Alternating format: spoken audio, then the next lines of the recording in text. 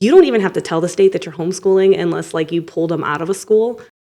Everybody goes through something, and it shouldn't one be broadcast to everybody, and it shouldn't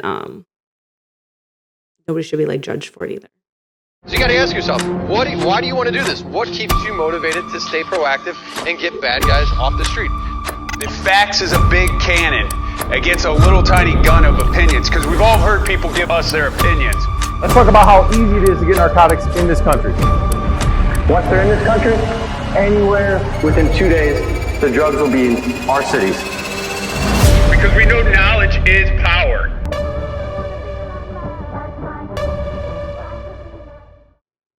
In this podcast, I sit down with Tony. She is the spouse of one of my good buddies, who is an amazing cop. He's working narcotics.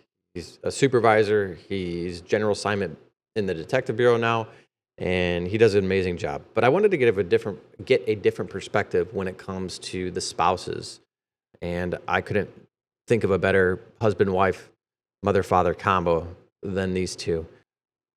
Tony has 4 kids, and not only is she a stay-at-home mom, but she homeschools all 4 of her children. But I wanted to tap into the aspect of how busy it is for her, how Andrew having to work shift work or having to be called out and missing birthdays, holidays, and those types of events. And I also wanted to get an understanding of the loyalty and trust that you need as a spouse to understand, sometimes your husband's not going to be home or your wife's not going to be home for dinner and certain holidays or birthdays. I also wanted to have more of an understanding of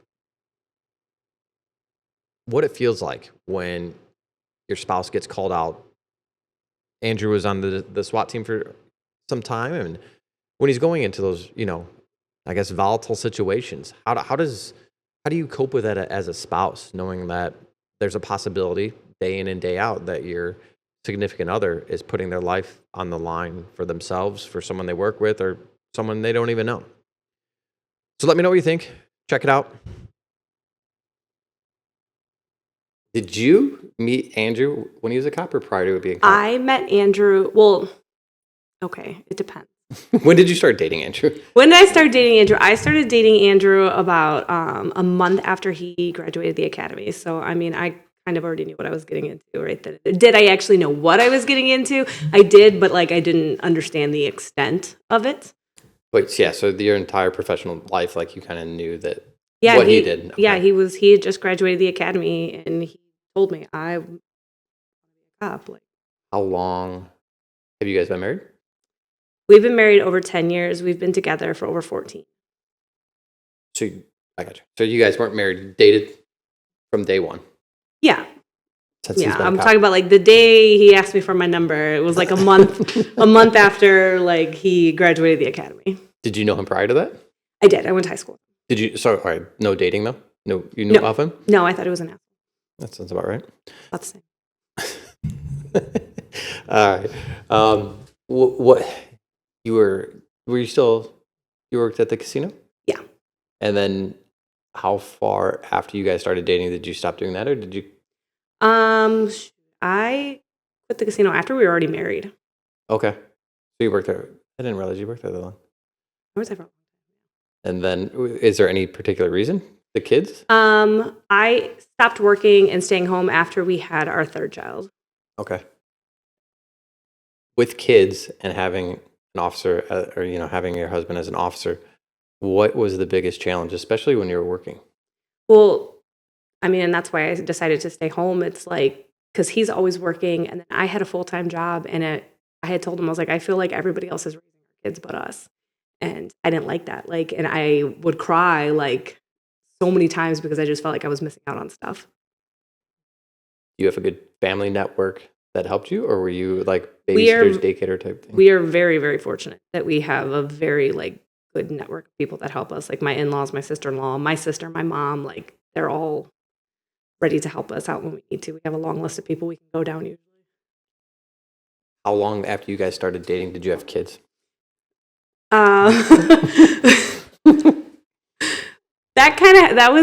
That That was fast paced. It wasn't planned, but I wouldn't change it the way that it happened. We started dating, and then we found out 5 months later that I was pregnant with our first daughter. And then how many kids do you have now? 4. So no matter 14 years, you had 4 kids. Yeah. What challenges does that bring, let alone having your husband that's a cop that's gone all hours of the night? Challenges like he's gone, you have 4 kids that you have to tend to.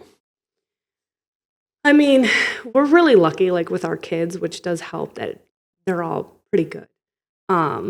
It does get like lonely at times because there's a lot of things that'll happen, especially with our first one, just because he was always working and we didn't live together at the time. So like when we finally did move in together when she was 9 months old, like he was at least able to be there for a lot more things, but it did suck like being by myself a lot for a lot of it. Like I'm fortunate enough that the police department did give him time off each time that like one of them was born. And so in the beginning, he was able to help me and get adjusted like at home with the other kids and entertain the other ones while I adjusted with the new baby. So like we're really fortunate with that. But I mean, I do a lot of things by myself. Do you have any first responders in your family? Like not married, like not Andrew, like dad, uncles, cousins? My godfather and his brother, who were very close, like compadres with my parents, like they were both East Chicago cops. What's So that's like a Godfather? my You said godfather. Kumad. Well, I don't know. Compadres is like it's just really really close like Hispanic Okay. friends. Okay. Like it's just a term of like endearment. Like they're very very close. And then with that, did you get any type of understanding or expectations of when you started dating Andrew, like what you had look forward to? Not that close. Like I used to think it was so cool, like because I mean, I started like when I was little, like we lived in East Chicago, and like my godfather would show up like at my preschool, like in his cop car, and I thought it was like super cool. But like, I don't know, I never talked to my godmother, I guess, about it, like because they did end up getting divorced later too. So Was there any fear when you married a cop of the, I guess, stereotypical, like cops get divorced, cops cheat, cops are violent, or any of those types of things? Or was it unknown to you at the time? I mean, you always had everybody like go up to you, oh, you sure you want to marry a cop, like because they're this and they're that, and you know they have anger issues. They like I trust my husband 100%, like, and I think, and I've told him this, like that I don't think a lot of like wives understand, like especially the ones who complain about like the being lonely and everything, is like you have to trust them, like. You can't like question every little thing of where they're going and where they're at because one, they're always working. You can't be blowing up their phone all the time either. But it's just like you have to want to be comfortable being alone, and you have to trust them. Like that's a big thing though, is you have to be comfortable being alone. Especially the shift work, and then it's not like they're at a single location, and there's a possibility like they go to a call and they can't answer. So it might be 3 a.m. It might be something serious, and they can't. Right. You try to call and contact them for whatever reason, and if they don't answer, if there's that jealousy mind. Yeah. I mean, we talked about it before, though. Being a police wife is like, it's a different type of lifestyle, and it's not meant for everybody. Not everybody can handle it. But I mean, there's a lot of trust that has to be involved in that. Like I said, you have to be comfortable being alone. You have to be comfortable doing things by yourself. Like I've had to do numerous things over the years by myself when it comes to holidays, the kids' sporting events, like, you know, or parties, like just things like that. Like, and you just have to be comfortable and understanding, because I feel like that's one big thing is they don't understand, like, oh, I'm alone. Like, you know, he doesn't get to come to this, he doesn't get to come to that, but it's like you kind of know what you signed up for. How does your family accept that when you're going to holidays and stuff by yourself? And at first, and then now. My parents have always been very like supportive of it and everything. I mean, there's been times where, you know, the police department will let them like stop home for Thanksgiving or something like that. Like we'll purposely do it at my house so that he can come home. Like everybody will come there so that he can be a part of it, even though he's in his uniform or things like that. I mean, we try to, if we can, adjust the schedule so that he can be a part of it. But there's times where he's not, and they understand that. They know that he's working. They've never given me like a hard time about it. Siblings or anything else? No one gives you a hard time, like, are you alone, or like asking questions? Not necessarily that Andrew's been like, I don't know, like cheated on you or anything like that, but more the fact that like, are you okay doing this all by yourself? Yeah, I mean, my dad calls me, like, will check up on me, especially, like, in the beginning, like, especially when we moved in together and he knew that I was home alone a lot. My dad, like, he's always just been, like, super protective, and he does, like, check up on me. If I need something and he knows that he can't be around, my dad will come and show up, which is nice. Like I said, we have a really good, like, network of people. We're very fortunate when it comes to that. I think that kind of helps and takes off some of the burden and It stress does, of because being not alone. everybody has that, and so we're very, very fortunate to have that. I think my family, maybe not so much. Your parents gave me a little bit, like, not problems, like, just more, like, sad that he can't. Oh, I see what you're saying. So they want him to be at like the Like, family functions. like, he needs to be there and everything. It's like, well, we need food on the table too. So, Right. like, I wish that he could, like. What about do you guys ever move holidays if work schedule, or is it your family so big that it's kind of hard like to move it, like say Thanksgiving day before, day after, something to accommodate his work schedule? I remember one of our very first Thanksgivings with my oldest daughter. I don't know if it was her first thing. I think it was her first Thanksgiving. We both had to work because, I mean, I worked in the casinos and those don't close, and he's a cop, so he's always working. And we went to, like, Boston Market like the day before Thanksgiving and had, like, our own little, like, family Thanksgiving together because neither one of us could be there with our on actual. That's cool that you guys at least make it work in the best way that you can. Yeah, like we've always tried to, like, just to make it work. And I mean, if we can't, we can't. Before dating Andrew, did you work wise, career wise, did you have any other aspirations? Being a teacher. Really? Yeah, Well, I guess that kind of came full circle. it really did. I did go to school for it, so it's it works out for me. And at what point did you guys start doing the homeschooling thing? I don't know the real. Well, yeah, I think we've talked about it. You can edit. I think we talked about it before, like the financial aspect, right? Like that was huge. One, like, because I mean, we did put our kids in private school, and we have different reasons for putting them in private school. One, just because, I mean, if we can do it, we can. Like, if we can give them that better education or whatever. But I mean, it's a smaller, like, environment, classroom too, and because we've talked about, like, being in the city that he works in. We don't have a very common last name, and it's just, Okay.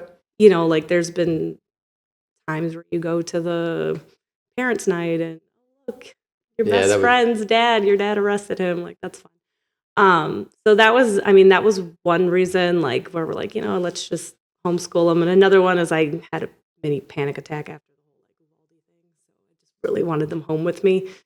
Makes sense. So it's a lot of work. What are their ages? Right now they are 13, 11, 9, and 6.5. So basically, you being a stay-at-home mom, you're also their teacher, and you're for every single grade. Like, or do you have help, or do you do it all on your own? I do it all on my own. It's impressive. Sometimes we joke that their dad's the principal. That's about it. Like, he might help me check over something here and there, like, but it's me. How did you even start the avenue of going down to being like a teacher or homeschooling? How does it even work? It's a rabbit hole because you can look up stuff, like, online, and it's just so many different options. I did ask him to take me to, like, a homeschooling convention, and that actually helped us out quite a bit. We got to go, like, sit at seminars and listen to people and go through all the materials and everything. So that was really nice just to figure out, like, how we wanted to do it, because I was really, really big on not wanting them to sit on a computer all day. Like, I like books and paper and pencils and things like that. And so, like, we went to that and we were able to find some really, really, like, good material, but we have something different probably for every subject. I know that they started in the private school, like the Montessori style. Like, is that still the same? Because isn't it like a learning style? Like they pick Montessori? Montessori, yeah. Yeah, so it's student-led teaching. All of my kids started off at a Montessori school, and I would never change that. It's, like, such a great foundation for their learning and everything. It just, I mean, if they're progressing faster than everybody else, they can continue to work on that. They're not held back by anybody. But if they need extra help, like, they have that extra help there for them too. Like, it's student-led. They get to pick what they want to work on. Now, I mean, it's not like I just want to work on math. I don't want to do anything else. Obviously, there's going to be some discrepancies, and they're going to be like, no, okay, we still have to work a little bit on this. But yeah, no, it's a really, really good foundation for learning, and that helped a lot too. Like, when I did bring them home, because, like, especially with, like, my youngest daughter, my third oldest, like, she's just super, super smart. I was able to like give her like more challenging things. Like, so she's probably like a grade ahead right And then your oldest is going to school half days? now. She goes half day. And then how does that work? Does she have to test to show that, or is it just based on age? Is there a curriculum that you have to follow by the state? I would say that Indiana really sucks when it comes to that. Like, I mean, I think Illinois is way more strict, but Indiana, like, you don't even have to tell the state that you're homeschooling unless like you pulled them out of a school. We are thrilled to announce that we have expanded our partnership with HPTRT. Now, if you use the code RED, you will get 50% off all of your purchases. HPTRT are the best in the game. They're founded by first responders, and they are targeting first responders, knowing that first responders need the most help. So if you need anything from peptides to hormones, TRT, even general health, they'll hook you up. I know most men my age are on some type of peptides or testosterone replacement therapy. I mean, no one ever wants to end up getting their ass kicked by Nolan Ryan, especially when Nolan Ryan was double Robin Matera's age. So check out HPTRT. Use the code RED to get 50% off.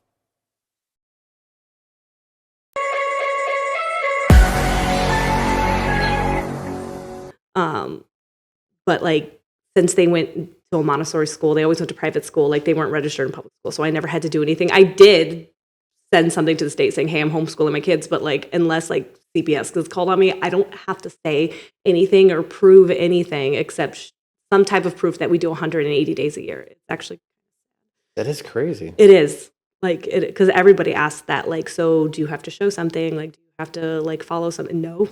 How do they, I guess, how would they know?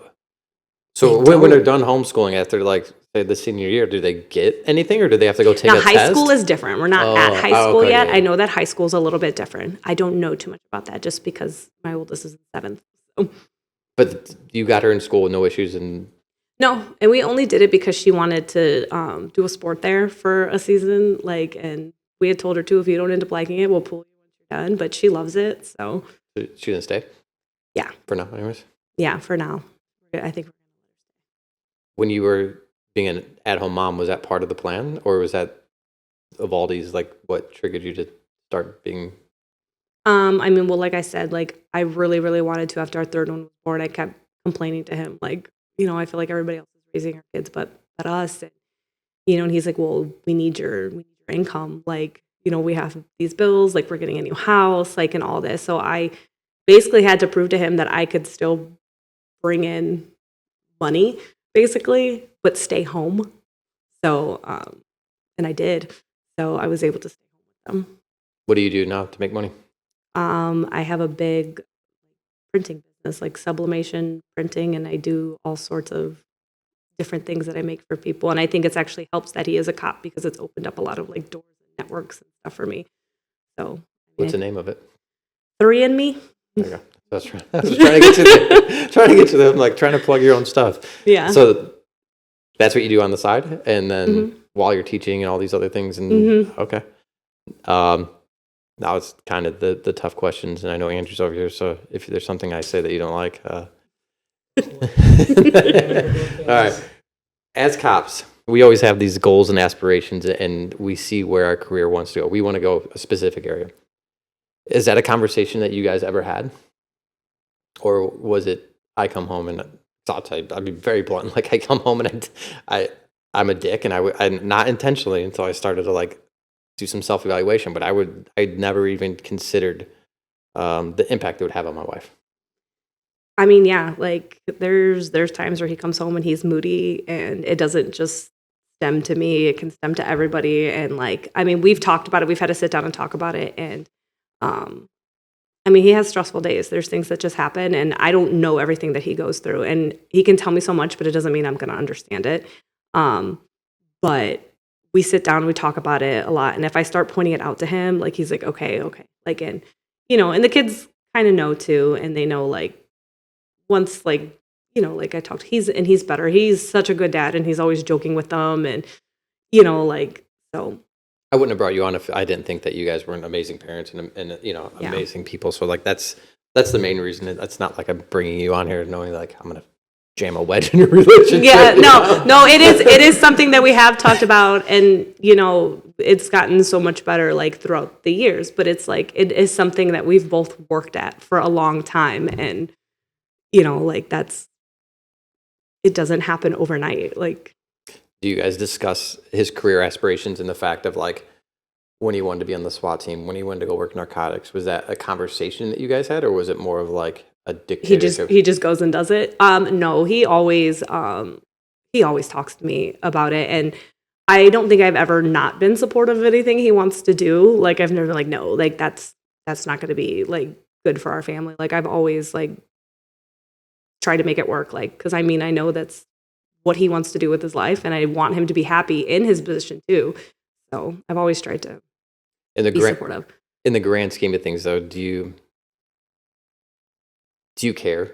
Do you care of the work that he does? I'm not saying that he's doing a bad job, but do you care if he went and solved crimes or, got kilos of drugs or... Oh, I'm super proud of him. Right? When he, and I tell him too, I'm very, very proud of him. And sometimes he might not think that I am, but I brag about him to people like, oh, he did this today. And, or he told me that he did this. And he might not think that I am, but I do all the time. But if you had to give that away, is whatever he does on the job, compared to missing holidays and family time, the give and take, what would you prefer to have? I feel like we have found like over time like a really good balance. So does it suck sometimes that I have to go to things by myself, but he's happy in what he does. So like I said, I try to be super, super supportive of it, and the kids understand too. So maybe they might say something different, but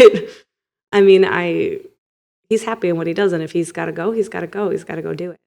I have to make it work. And he knows sometimes I do get upset. Like, I'm not like, 100% all the time. Like, whatever you need. No, and he knows, and he does try sometimes to rearrange the things that he's doing to help me out.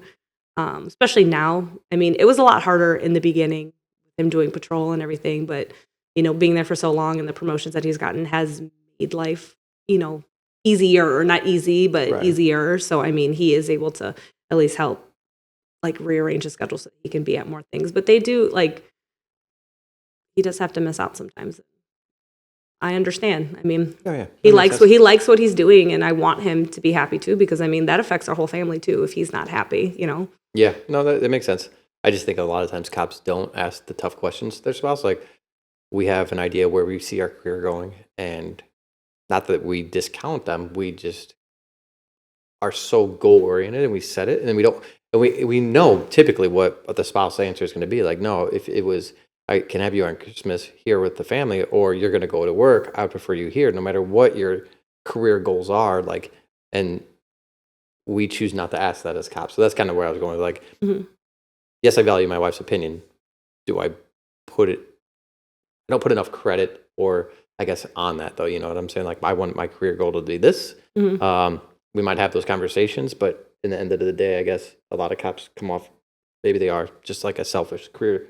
He does kind of make his schedule without looking at what's on everybody else's schedule. So that does kind of suck. And I do get on him sometimes for that. Like, why did you schedule this? Like, when you saw, like, as I put it in the calendar, you see that we have this, this, and this. And and he does feel bad, and he will try to rearrange things if he can. But like, sometimes he just makes the schedule because, he has the luxury of knowing that I'm there and I'm going to take care of it. Like, so, he's spoiled. So do you guys use like a joint, like Google Calendar or something? Oh, so does it make like life an Apple easier? Calendar? Yes. Yeah. Like, every kid has their own calendar. It's color coded. Like, and I have to do that, or else I would lose my mind. Makes sense. 4 kids is a lot, and they all got busy schedules. As cops, I often feel that like we don't listen. We are very because as cops we go and we talk. Like, that's our goal. Like, you call us to the scene, you want us to mediate, like be the mediator, and we have to communicate that. I feel like that transitions to home a lot, where we're not the best listeners. Well, I tell him all the time he doesn't listen to a single thing I say. Yeah, is it intentional? Like, he's just, or is it more just? Sometimes I think it's just we have so much going on. Sometimes he's just tired. I don't know, or because he's a man. That's just, you guys just don't listen to us, period. So could be that too. So When it comes to like asking those hard questions, if you had to give advice to someone that just got on the job or newly married and to a cop, what is the best approach to asking those tough questions about, this is where I want my career to go? Is this okay with you, compared to like, or how do we balance the family life and that home life compared to where my career needs to go or where I want my career to go? What worked for you? I mean, like I said, that we have a really big support system, so that helps out a lot when it comes to balancing things out. But I mean, communication obviously is like the biggest thing.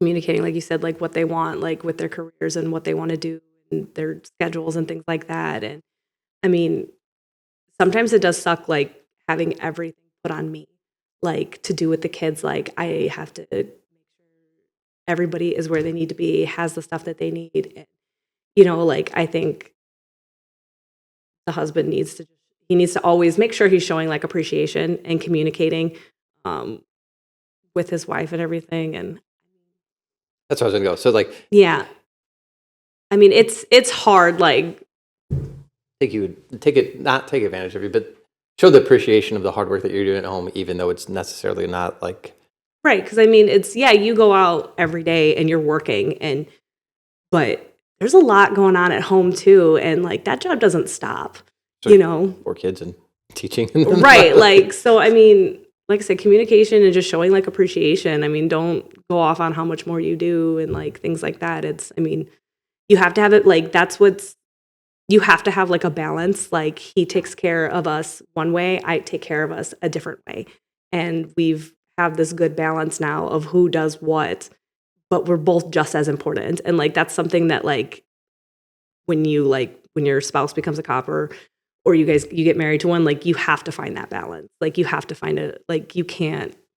How long did it take you guys to get into that routine and understanding of when, because I'm sure like early on, you guys are both working, trying to take home, and then he's coming home, you've been dealing with the kids all day. Like, is that just like an unspoken thing now? If the kids need something, Andrew just takes over basically because you've been doing it all day? Is that like, and how long does it take to get in that routine? I mean, there's 4 of them, so usually we're kind of split. Like I might have these ones, you get these ones by the time you're done, like with work. Now you got these ones to take care of. How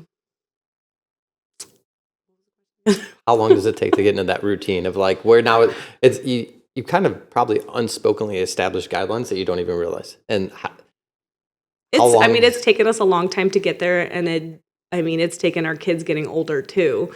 Because I mean, like my older ones are able to help out too, which is nice. That is, yeah. But I mean, it's taken us a really, really long time to get there. Probably sometime after I started staying home. Okay, so that created a nice. By you having the flexibility of staying home, created a nice balance, I guess. Yeah. All right. Some more hard questions. These ones are the tough ones, I guess. All right. So, would you ever feel comfortable if Andrew was going through something? Because you'd be the first to see. If Andrew was having like some type of traumatic incident and it was getting to him, you would be the first one to know. Do you feel comfortable coming to anyone at the police department? In general, not necessarily the agency, not the chief, but just someone there to confide in and try to get him the guidance and help that he needed. Yes. What helped you get to that point of being comfortable with someone there? I would say it has more to do with their friendship and how close they are and how much I know they love and care about my husband too. So it'd be more of the relationship that he has with someone else, and then maybe like an association with you. Right. Okay. For a department, what do you think that they could do in those situations to include spouses and children in those conversations?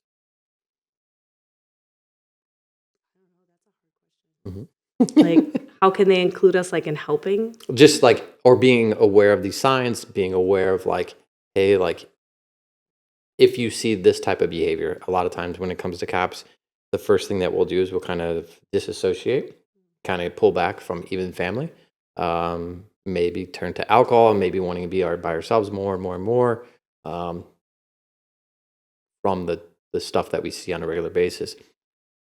And it's a hard conversation to have even with your spouse or anyone else. But I think that departments need to have an ability for you to go to them. And I don't, how would you think, what would be the easiest, most comfortable way for you to understand what is out there in order to feel comfortable if you didn't have anyone at the police department that he was close to? Mhm. Like if I had a cop friend that my wife didn't know, but she saw things with me, she didn't know where to turn. I think it's on the departments to provide the avenue for the spouses and Oh, for I the kids agree. to. But as you, like me, I have an idea of how we should do it, but maybe that's not the right way because as someone that's not in a first responder realm, like how would you feel comfortable going to the chief and saying, "Hey, my husband has having these issues and I don't know what to do." I mean, that's kind of hard, like to even just think about doing that, just because you don't want there to be any like backlash either Mhm. on like your spouse. I mean, because that's like a big possibility. Like you say, hey, I see this, this, and this, but you don't want them now to like take that out on them. Like they see, like, you know what I mean? Um, I mean, I wish that there was like you could go talk to them without there being any kind of backlash, or even like maybe like a department like psychiatrist or something that you could point it out to that they can try and take their own measures that I guess the admin or whoever isn't necessarily like involved in. And there's no judgment or anything. So, I Oh, mean, everybody good. goes through something, and it shouldn't one be broadcast to everybody, Mhm. and it shouldn't nobody should be like judged for it either. Do you think that with law enforcement, the fear of the repercussion of the job itself is the problem where cops aren't opening up to even their spouse or other coworkers? I mean, yeah, I think that's like a big thing because I mean they don't want themselves to be deemed unfit to like do their job, because it's like you're going through something, but that you got to go to these calls where these people are going through something, and it's like, you don't want them to think that you can't handle yourself just because you yourself are going through something at that time. Like, yeah, most cops are like the voice of reason in those types of Right. situations, and all of a sudden you're having those issues, and now you're trying to be your own voice of reason, so you're not opening up. Um, yeah, I don't know. It's interesting question. Like, I just some things. What again? Advice for a spouse newly into a relationship or marriage with a cop, and she starts to see those, or vice versa, her husband and her wife and his wife is a cop or whatever, and starts to see like alcohol increase, them removing themselves from social settings and going down a route that is typically some type of trauma going on. Mhm. What do you some advice to help them?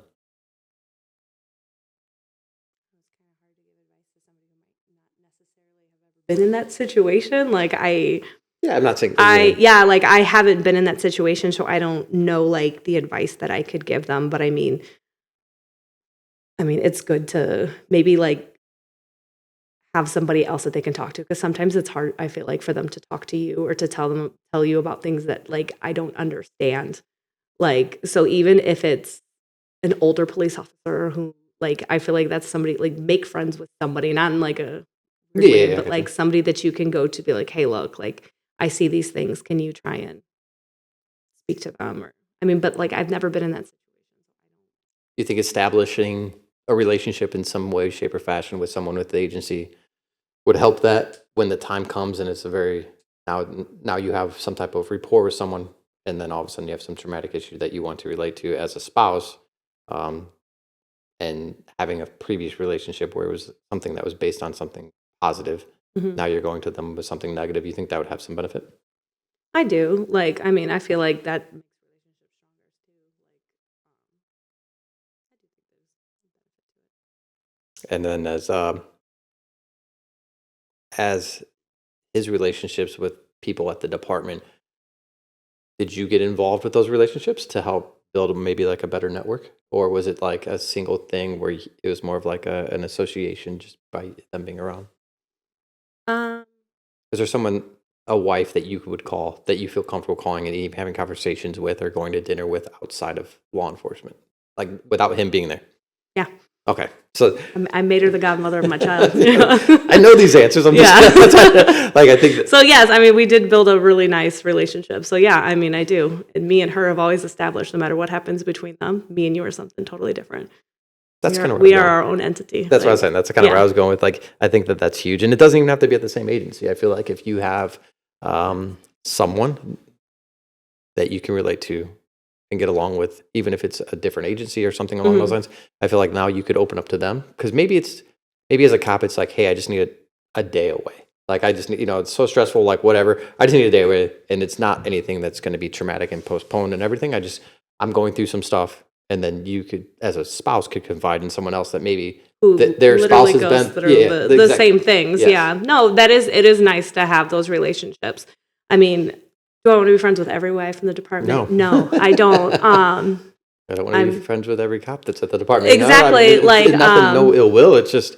I mean, that is something too. I would say, like, just be cautious about, like, and be very picky about who you choose to be your friends. But when you can find one who you really truly confide in, I think it's very beneficial to have somebody who, like, my best friend wouldn't understand what I'm going through because her husband's not a cop, but I do have somebody over here who her husband's been a cop just as long and can understand what we go through, basically, and the amount that they work and doing things alone and things like that. So that is nice. With cops, why do you think that cops work so much in general? Is it the low pay? Is it living outside their means? Is it, as a cop, I know I can go make this amount of money, and if my wife had a job, I'm making a more hourly rate. What do you think the reason is that cops work their ass off? I mean, like, I don't think it's anything to do with living, like, not within your means. I do think that police officers are completely underpaid for everything that they do and everything that they go through. But it's nice that they do have the opportunity to work these security jobs that does pay more and does actually, like, pay amount that is more, like, appreciative of what they're there for. And I mean, but when you have a family of 6, like, you have to work those jobs because you can't survive, like, on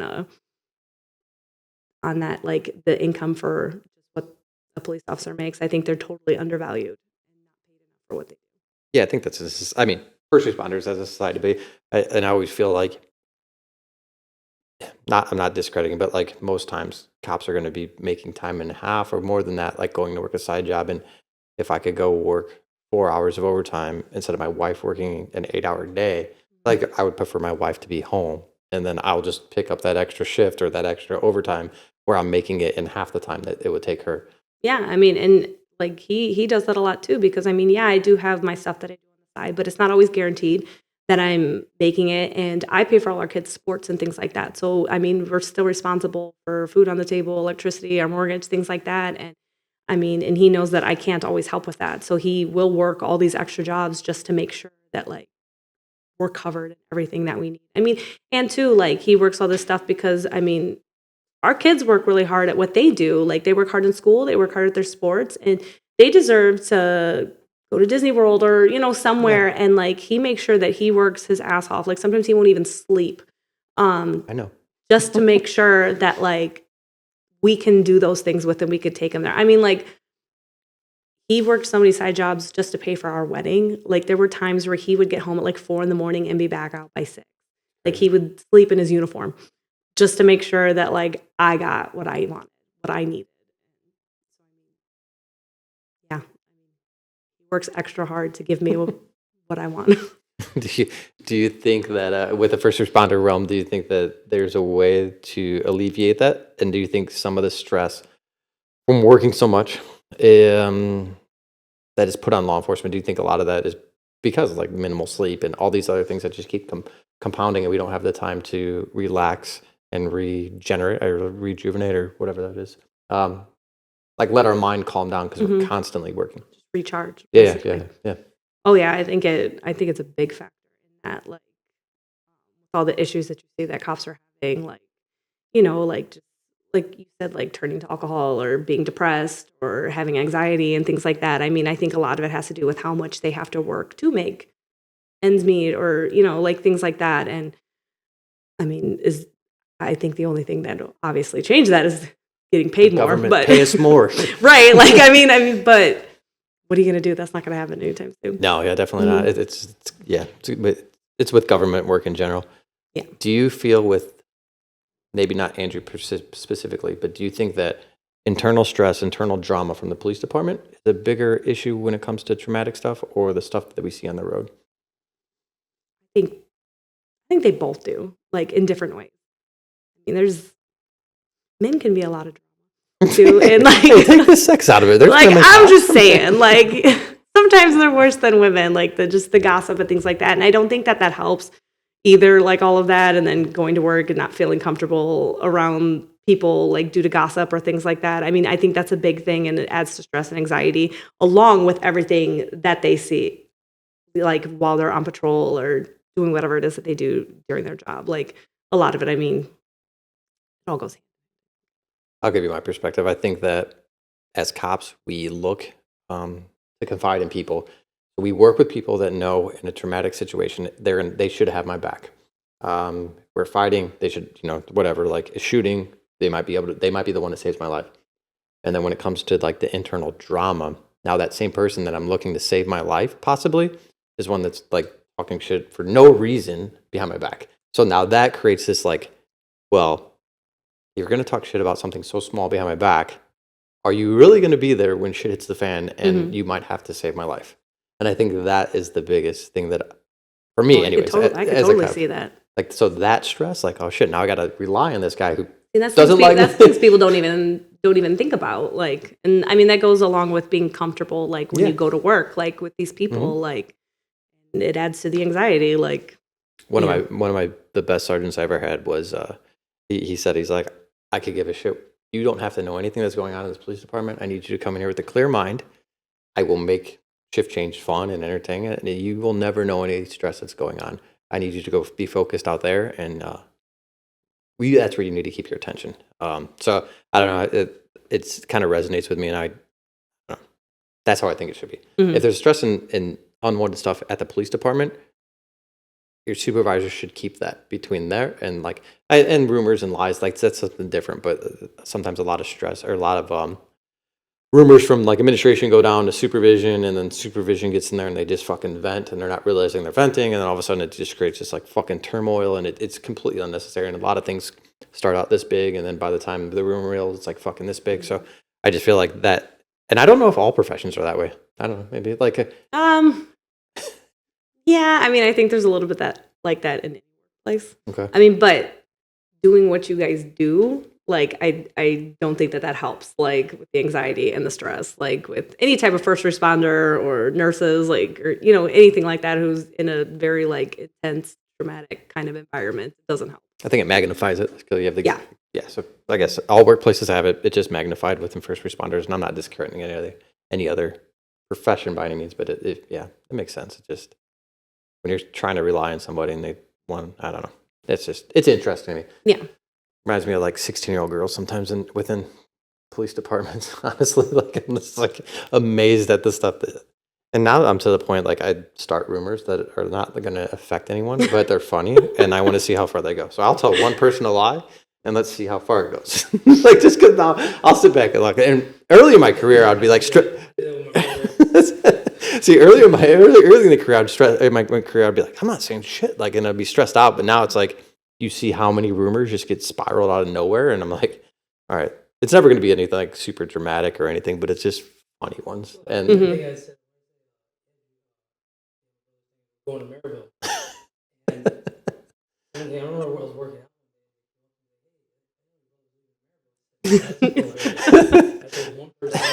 And now they told everybody else. I would do the same thing. I would tell one person a fabrication or just an outright lie and see where it goes to see if I can have that trust with them or not. And that's probably not the best way to go if you could trust people, but I would do it. And it was more a lot of entertainment value too. But then I know, like, if I tell you something, it's not staying between me and you.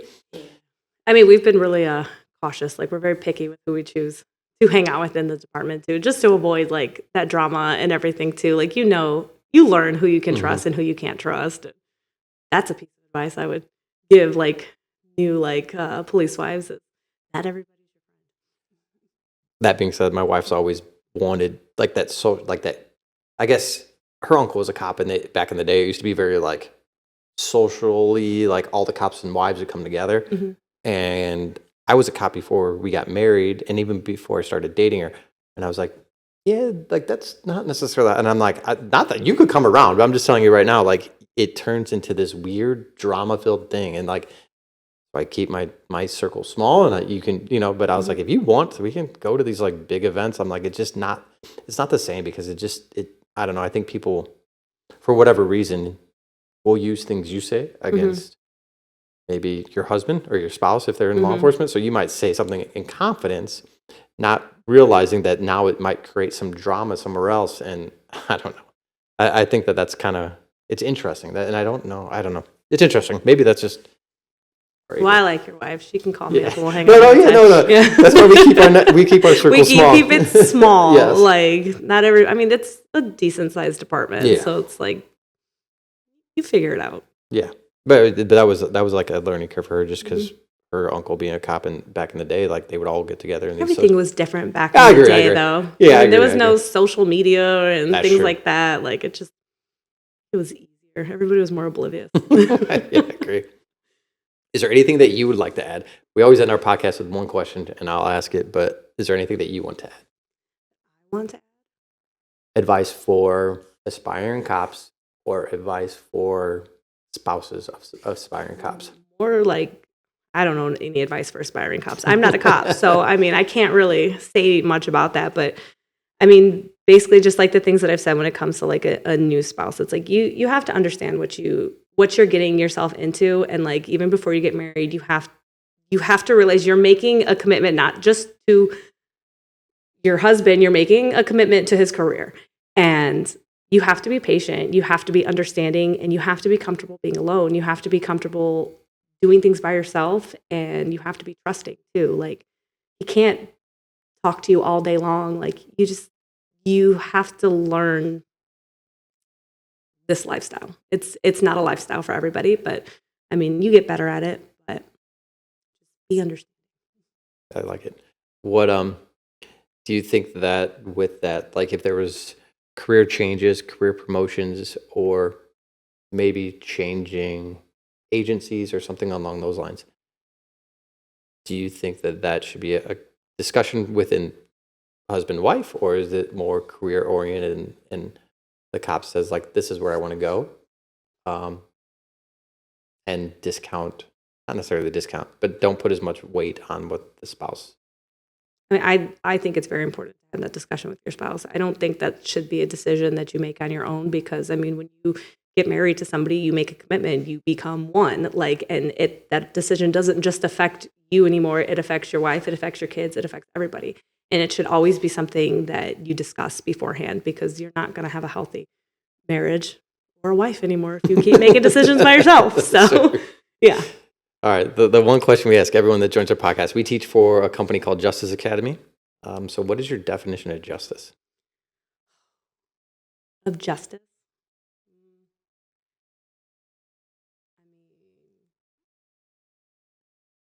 Justice would be like if something like happens, like somebody does something, they're getting what they basically earned from whatever like they did. Like whether it be something bad, you get the correct punishment. Whether you did something good, you get the correct reward for it. Basically, I mean,